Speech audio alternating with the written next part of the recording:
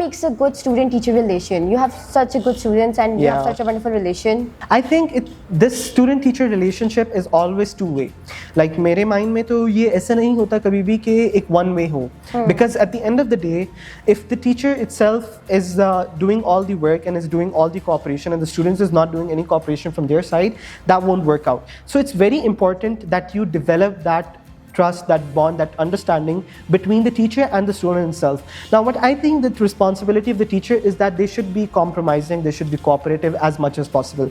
Because what I've noticed is, like what trend I've noticed this in the past few years or like in my teaching experience is that, students are very developing, like the people of today, they're very developing, they're very different from what we could have said, Gen Z. They're more creative.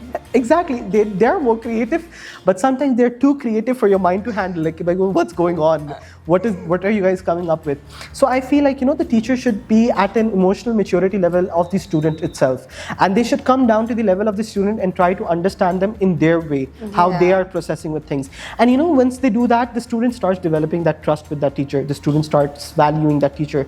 The student starts getting closer with that teacher. And that's when the student starts cooperating with the teacher as well. So in the point of view of students, I think the student itself, they should give their teachers a chance. Like they should give their teachers a chance. Even if sometimes what happens is that like the teaching industry, teachers keep changing, keep switching. So you have new teachers coming and going, right? So I think like students, if they give their teachers a chance, they learn about them, they start cooperating with them, then the bond only stands only then. That's such a wonderful bond between a student and a teacher, and I think respect goes both ways. Exactly, that's very important, and that is only possible if the respect goes both ways. That's when you have a good bond, and that's when I could say that the teacher and the student bond, the relation is very good.